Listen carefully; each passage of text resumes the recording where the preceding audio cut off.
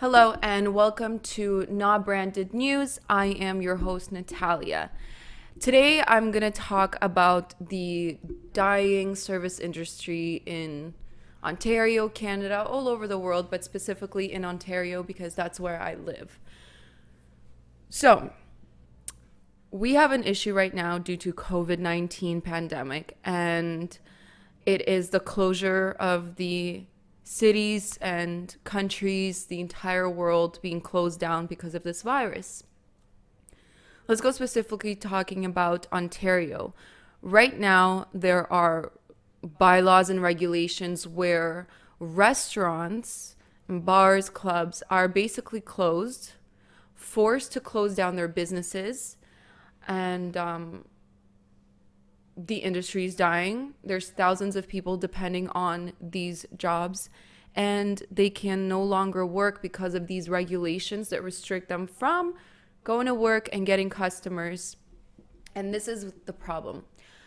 There are things that I personally don't understand, and I know that a lot of people don't understand them either. For example, all due respect, our government is saying, stay in, we need to reduce the spread of the virus by shutting things down, staying home, restricting the amount of people that can enter a service facility or sit at a table or this and that. Okay. Where can someone explain to me how when you wear a mask, and right now, this is the reality of going to, let's say, a restaurant, if it hasn't been shut down, fined, or closed down because they're bankrupt now. Let's say an establishment, you're approaching it, you're wearing a mask.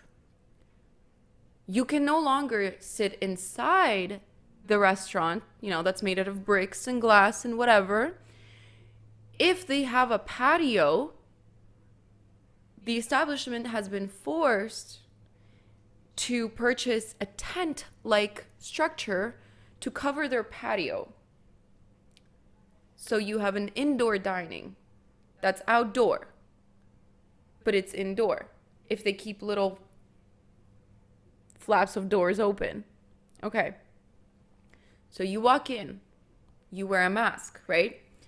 You sit down with no, I think the capacity of the table, only 6 people, maybe it's even less now, depending on the establishment, depending how big it is, depending how many people are around. Let's say it's just 2 people. You sit down at a table.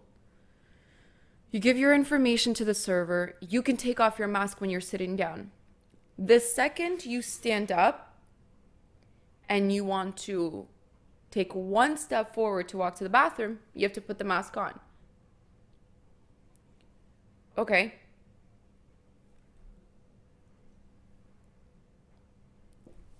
Reducing the spread of germs and the virus should have been handled in March. We've been at this since March. We're in November now.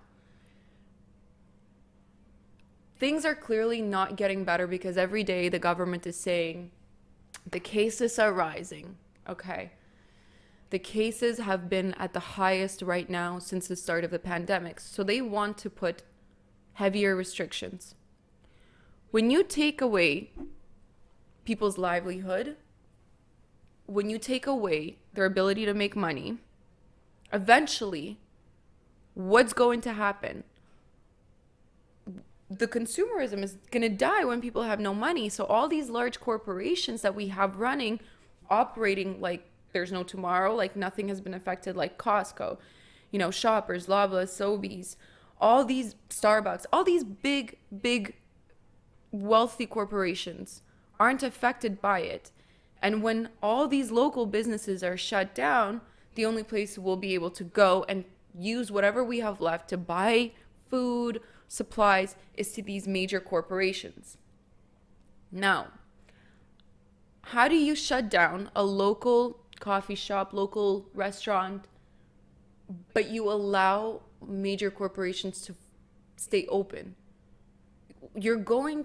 Eventually people are going to be broke. And then who's going to help the economy? Who's going to get the economy going? There's a lot of rules and regulations that don't make sense. And people know it. The thing is, people like civilians like you and me, we know what the government is telling us doesn't make sense. It's like people don't have common sense. How are you making people buy these giant tents and buy all these protective covers and everything, use their last money to only serve 5 to 10 people every 6 hours or whatever it is? It just does not make sense. And we're going into a depression at this point.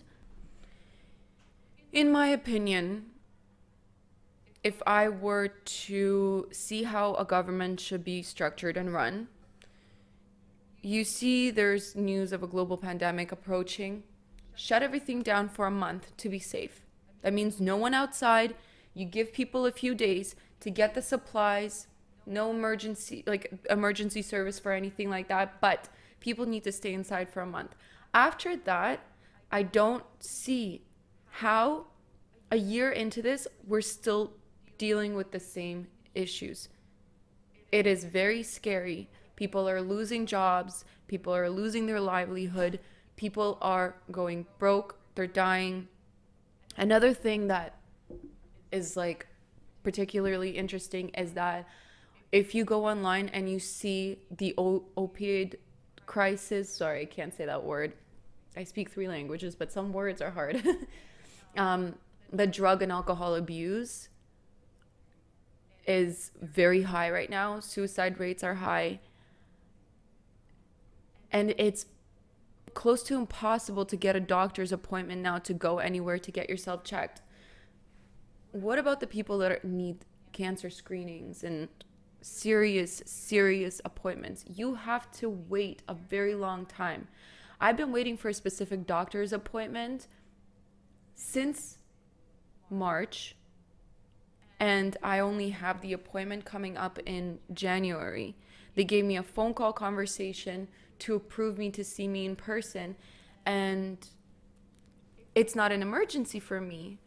But about people with emergencies, when I go online and I see it, people actually can't get to serious medical appointments. My mother, who has been struggling with her health this entire year, nothing related to COVID, hasn't been able to go to a doctor in Ontario because everything is booked. Everything is stressful right now. And that's where we are at. People are dying. People are in danger. People are losing hope. And when you take away hope from people, the leaders need to understand that you're not a leader if the people you're leading are broken. You're not a leader. I think this year has really shown a lot of people where they put their trust in, where they put their support in towards what people, and they see, I think, that our world leaders in certain specific areas are completely incapable of doing anything except for appearing on camera and just talking nonsense. They're saying, we need to stay home. We need to stay home. Okay. What are you doing about anything else? I don't know. That's my problem with everything. I question everything, and I see that we have a lot of inconsistencies in statistics and numbers. And when you go online to Statistics Canada and you look at the deaths for the year 2017, 2018, I couldn't get numbers for 2019 to 2020, but in 2017 and 2020, in 2017 and 2018, death from cardiovascular related issues like heart diseases and anything with the heart has been over 70,000 deaths a year in 2017 and in 2018.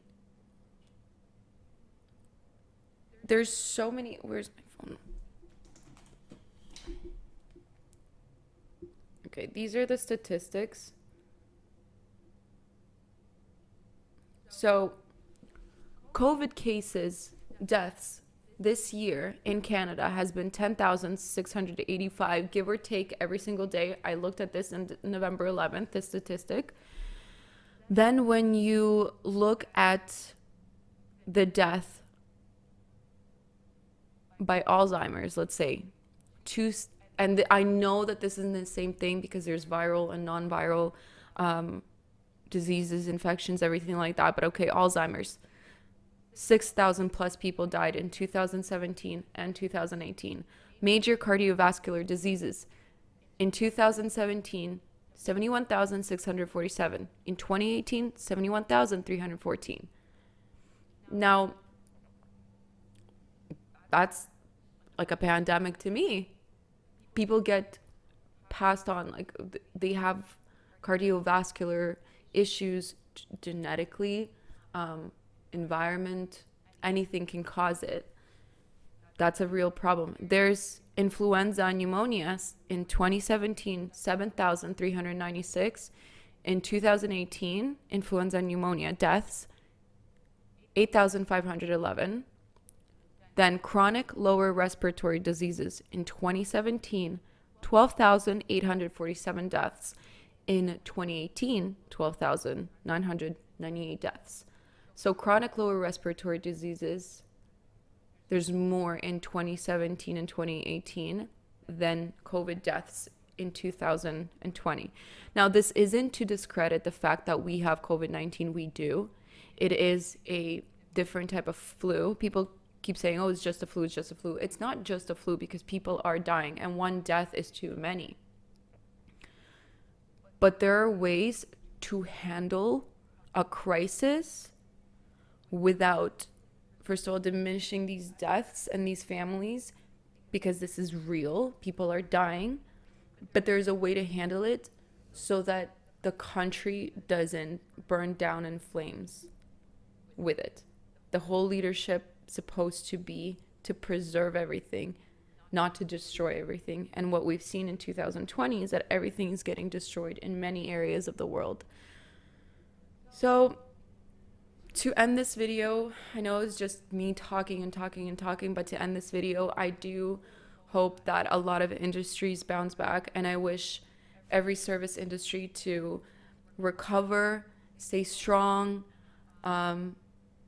I keep supporting local businesses as much as I can. I love cooking, but sometimes I just order as much as I can. I understand the severity of the problems, and I hope that you guys, I used to be a server, by the way, for many years, so I hope you guys stay strong. There's a lot of people that are supporting you, and we will get through this together. But keep your eyes open, your minds open. Use this time to become stronger, educated, and challenge their leadership, and stay strong. Thank you for watching this video. I'll see you guys next time. I'll be trying to make more videos about issues, and they'll get better, and I'll get better at them. So thank you so much for watching. Have a good day and stay safe.